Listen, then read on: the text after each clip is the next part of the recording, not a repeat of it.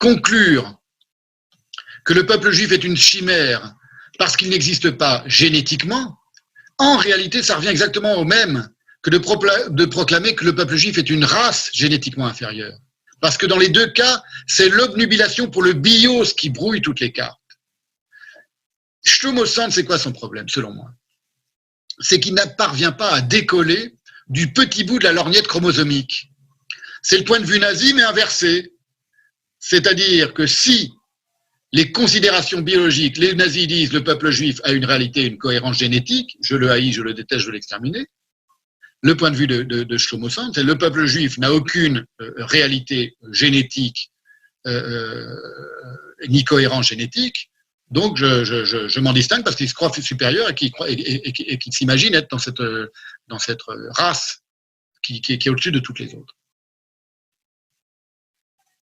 C'est-à-dire d'une part, il ne se positionne qu'en réaction à un discours imaginaire, parce que tous les juifs ne parlent pas comme ça, et tous les juifs ne pensent pas comme ça, et les textes juifs, surtout les textes juifs, n'ont jamais pensé ni parlé comme ça, jamais, les textes traditionnels, d'une part, et puis c'est surtout, je vous le dis, c'est le point de vue nazi, mais inversé.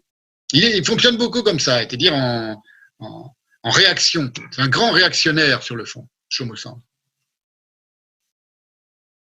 C'est pour ça que si ces considérations biologiques des juifs, des rabbins, de certains rabbins en Israël, l'exaspèrent, c'est uniquement parce qu'il est au fond profondément réactionnaire. Il ne se détermine qu'en réaction à ce que d'autres disent, pensent ou font.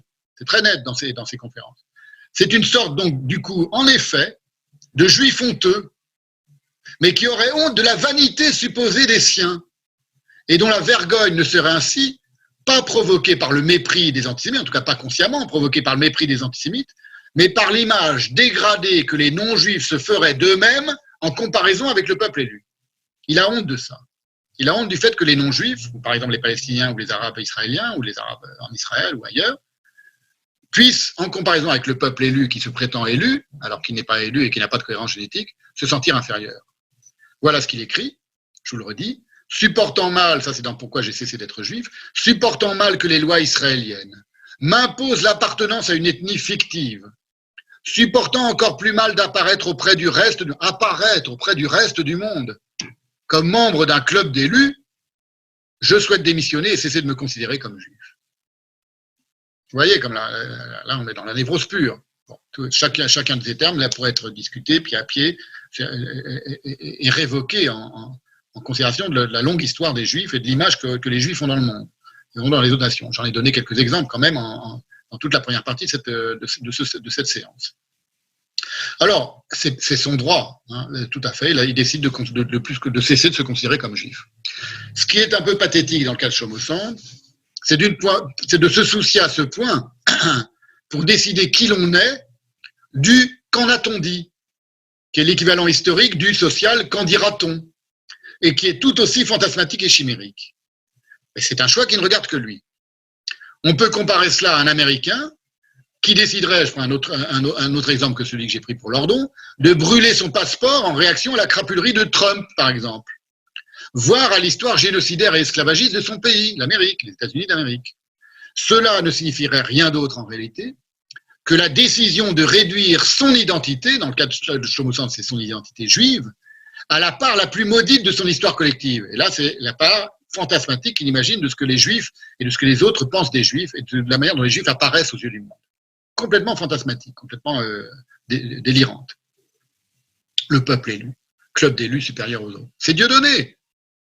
Ça apparaît pas aux yeux de l'ensemble du monde, ça apparaît aux yeux d'un Dieu donné. Voilà, par exemple, qui pense que les juifs se croient supérieurs aux autres. C'est un point de vue typiquement antisémite. Il n'aurait pas dû dire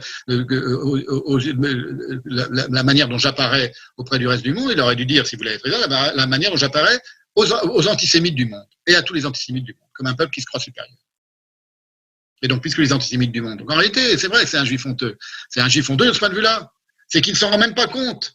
Il est imprégné de l'idée qu'il se fait de ce que les antisémites pensent des juifs et qui, selon lui, est la manière dont les juifs apparaissent aux yeux de l'ensemble du monde, le reste du monde. C'est lui qui écrit ça, c'est pas moi.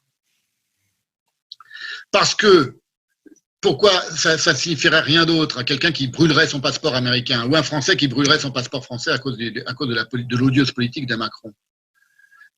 Parce que ça ne témoignerait que d'une trouble propension à s'identifier au pire. C'est là qu'est le problème. C'est que même s'il y a des vérités dans le fait qu'il y aurait tel ou tel pays ou telle ou telle collectivité ou communauté à laquelle j'appartiens à une histoire parsemée de crimes, par exemple, comme dit Lordon, ça s'applique assez bien à l'histoire des États-Unis. Si je m'identifie à cette histoire parsemée de crimes, c'est parce que, d'une certaine manière, je veux m'identifier au pire. Mais après tout, un autre Américain pourrait aussi légitimement décider de s'identifier glorieusement et noblement à Hemingway, à Edgar Poe, à John Coltrane, à Mohamed Ali, à Saül Bellow, à Philippe Ross et tant d'autres. Ou un Français à Baudelaire, à Chateaubriand, à Cézanne.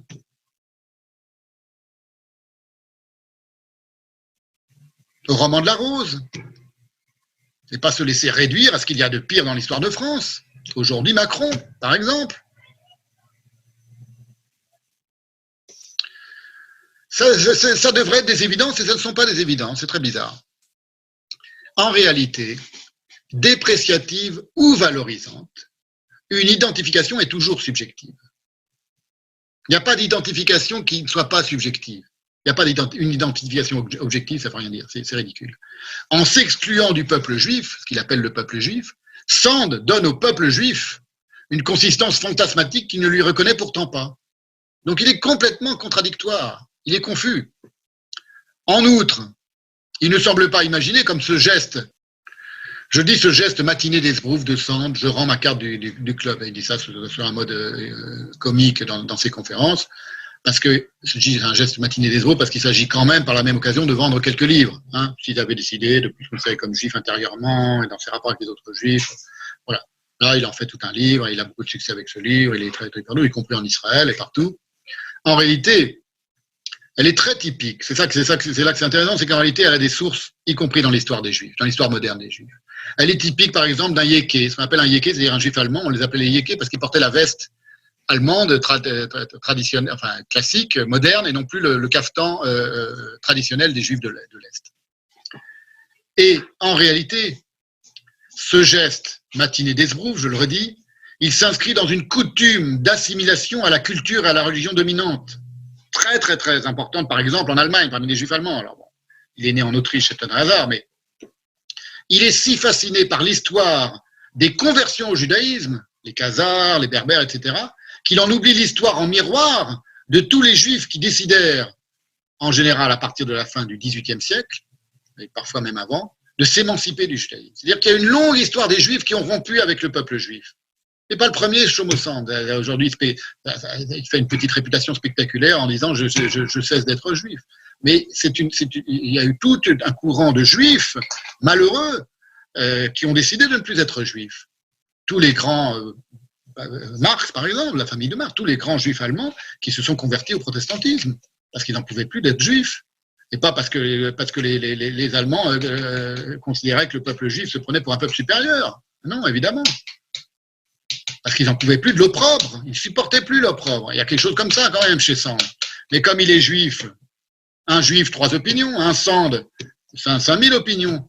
Il fait quand même de la provocation en disant de rester quand même israélien. Alors que c'est quand même l'israélien qui est encore plus détesté que le juif aujourd'hui dans le monde.